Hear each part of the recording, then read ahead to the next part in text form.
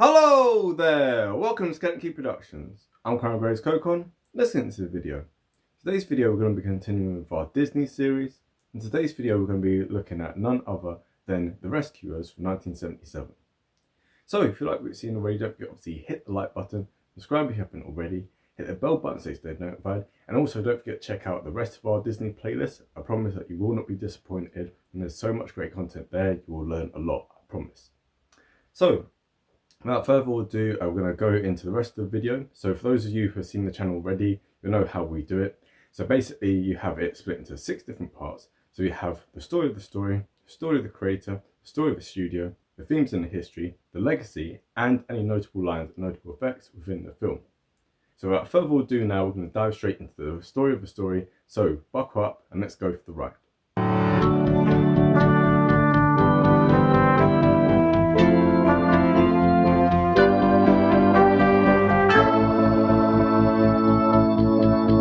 So our story starts with Penny, who's an orphan, and she drops a message in a bottle from an abandoned ship in Devil's Bayou in Louisiana. And it ends up getting picked up in New York by the Rescue Aid Society, an international mouse organization inside the UN, and they sing a really cheesy anthem before the Hungarian representative, Miss Bianca, ends up walking in. And this is where they end up having volunteers to help rescue this girl. And so she chooses the janitor, Bernard, as her sidekick. So the two of them go to the Morningside orphanage where Penny lived, and this is where they meet old Rufus the cat, who tells them about a strange woman called Madame Medusa, who once tried to lure Penny into a car and might have actually succeeded this time. So they end up going to Medusa's pawn shop, and this is where Medusa and the simpy Mr. Snoops are on the phone together, and this is where they end up revealing that they are on the quest for the world's largest diamond, the Devil's Eye. And this is also where the mice end up eavesdropping to hear that both she and he have indeed kidnapped Penny and are keeping her down south guarded by 2 crocodiles. So as Medusa goes down there, the mice fly on the back of Orville the albatross, then Eventrude the dragonfly, before discovering when they reach that Medusa is forcing Penny to enter a small blowhole that leads to a blocked off pirate's cave where the Devil's Eye is located.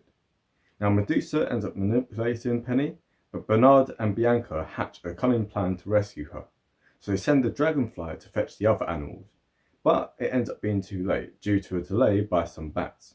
So Penny ends up being sent into the cave at the threat of never seeing her teddy again. So with the help of Bernard and Bianca, they find the Devil's Eye, but before they're almost drowned, they manage to escape just in time. Now back at the swamp, the dragonfly finally gets past the bats to alert the other critters, and just as well, because Medusa has turned on Simpy Snoops and Penny by holding them at gunpoint. But thanks to the critters, Medusa loses the diamond, Penny drives off, the diamond gets donated to the Smithsonian, and Penny ends up being adopted. And so the film ends happily ever after. So that explains the story of the story, but now we have to talk about the story of the creative process that went into the making of it. So in 1959, Marjorie Sharp's book, The Rescuers, was an absolutely roaring success and was followed up by a sequel called Miss Bianca in 1962. Now 1962 was also the same year that Walt Disney ended up buying the rights to the book, and this is where he began developing a treatment the following year with Otto Englander, who originally had the story centered on a Norwegian poet unfairly imprisoned in a Siberia-like stronghold. Then the location ended up being shifted to being set in Cuba, as the mice would help the poet to escape to America. So obviously, of course, this is 1962-63, so this is the time of the Cuban Missile Crisis, etc. However, Walt Disney ended up deciding that this story would be a little bit too political, so they decided to scrap that. So the film was shelved for many, many years, and it wasn't until 1968 that Englander again tried to revive the story, but this time having it set in medieval times with Richard the Lionheart. But again, this story ended up being scrapped. So finally, in 1971, you end up having Don Bluth. So we're going to do a video of him in the future. He was a very influential director, but at this time he was still working with Disney Corporation. And this is where he decided that it was going to be pushed forward, because at this time the Disney studios wanted to make B pictures, right? So this is basically not like main films which they kind of had made like feature-length films. Instead, this was going to be cheaper, low-budget films with just a very streamlined story. And so that kind of explains a lot when we kind of get into the rest of this film, but anyway.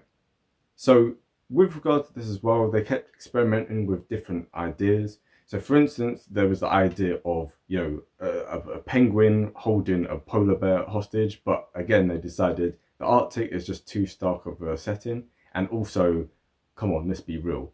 How can you have a penguin as a villain? It just doesn't really work. So in the end, Wolfgang Reifferman, who's the director of this, he had enough, and he decided, it's too complicated, I want a simple story. A little girl gets kidnapped and the mice try and get her back. Period. So I'm very glad that Reifferman just kind of put his foot down with this, and as a result of this, the story ended up finally going somewhere. And with regard to a villain, they decided that they were going to get inspiration from the Duchess in the story of Miss Bianca, and so they decided that the setting for it was going to be in the Louisiana bayous. So that covers the story of the creative process that went into the making of the film, but now we have to start talking about the story of the studio. So with regard to Madame Medusa, she was actually originally modelled off of Cruella de Vil. However, Reifferman said, no, we do not want just another Cruella de Vil. We want her to be her own character, and so we don't want a copy and paste. So as a result of this, you can see from this that while she has many of the same mannerisms as her, she actually was a lot fatter, but also a lot more lower class.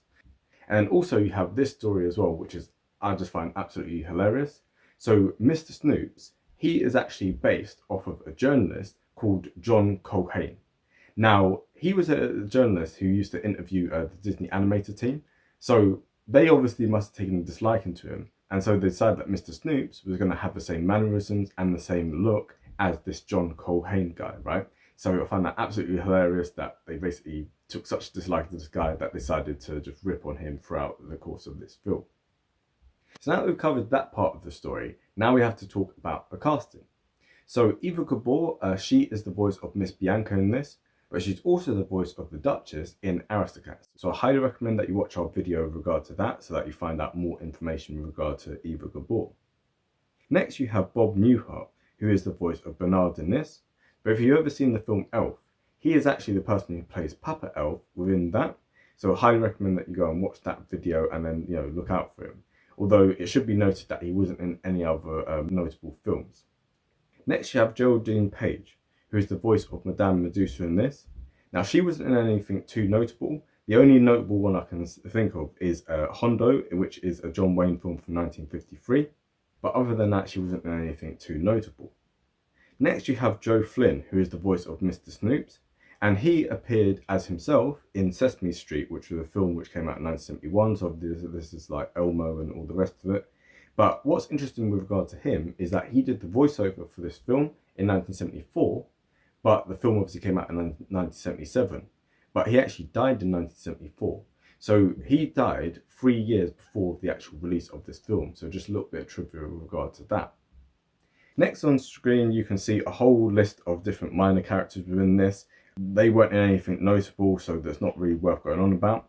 The only honourable mentions that we have is Pat Buttram and George Lindsay. So Pat Buttram plays the muskrat in this, and George Lindsay plays the rabbit.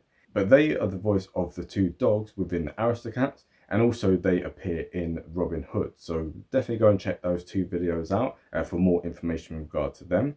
And then also you have John Fiedler, who is the owl in this, but as we covered in the last video, he is the voice of Piglet. And then finally you have James McDonald. Now he is the sound effects guy for the dragonfly in this, but also, as you can see on screen now, he did sound effects for many other Disney films as well, so absolute legend. So with that, we have to end the section where we talk about the cast. So on top of that, within the story of the studio, we also have to mention the music. So this was the very first film for a long time where the Sherman Brothers did not do the music for it. So actually the music here was done by Carol Connors and by Ian Robbins, and nearly all the songs were sung by Shelby Flynn, who also appears as one of the minor characters within this. And it's also quite notable that this is the only Disney film where the characters don't actually sing themselves. Instead, there's singing in the background, so we the audience hear it, but none of the characters obviously hear it. And then finally, we also have to talk about xerography. So as we've mentioned in previous videos, ever since the days of 101 Dalmatians, Disney Studios used xerography. However, by the time of this film coming out, the technology had improved. So whereas before the lines on the characters were very, very sharp and very harsh, now they were able to soften it slightly, which made it a little bit more lifelike. So that's just something to kind of mention in regard to that. So that kind of covers the story of the studio. And now we have to talk about the themes and the history of it. So this film here is obviously in 1977. And at this time, it's obviously like the very beginning bit is set in New York. And New York by this time had really changed. So if you look at Taxi Driver from 1976, you can see that New York is a very dark and very grimy place. And actually, this shows a big, big change, kind of like, because this was the huge crime wave that you had in the 60s and the 1970s. So whereas if this film in New York had been set in the 50s or even in the early 60s, it would have had a completely different feel. But by this time here, New York was seen as a very seedy place, a very crime-ridden place. And so that was why it was the perfect setting for this kind of very dark story. And also as well, something really notable is the fact of, the actual storyline itself. And that's because it's about kidnapping, which is obviously very, very dark. But around this time, this is where you started to have the rise of people basically becoming helicopter parents. Now, what is helicopter parenting? This is where you're having parents who are scared that their children will be kidnapped, and therefore, rather than whereas before they would just allow them to like roam free and play with their friends outside, now you're starting to see more and more the shift of the society away from children being free and just playing about by themselves to more of a thing where the children have to be kept at home and the children spend less and less time with their friends and more time with their parents. So as you can see on the screen, this is where you see a huge dip off from where it was in the 70s and the period before it to what it is in the present day. So this period here kind of represents the beginning of that shift. And actually, I have to say that this film did not help that at all, because it's playing up to the thing of, people getting kidnapped, right? And also, I would say that the messaging within it is really, really terrible. But there's an element to which it focuses on child abuse. So one line that's really notable is where Madame Medusa says this. Adopted? What makes you think anyone would want a homely little girl like you? So within this, you can see how basically she's manipulating Penny and basically, really crushing her soul.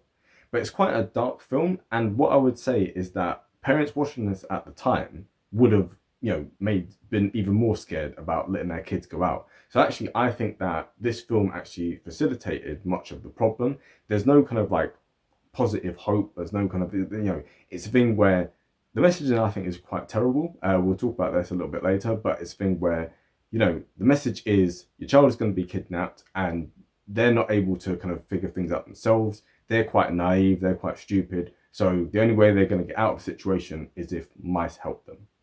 Yeah, great messaging, right? But anyway, so that talks about the kind of like themes in the history, and for some reason, in terms of the legacy, which we'll talk about now, it had a very positive legacy, and I really don't understand why. Because if we look at the box office for this, you can see that the budget for it was $7.5 million, but at the box office, it made 48 million. So it actually outgrossed Star Wars, which came out that same year within France and Germany.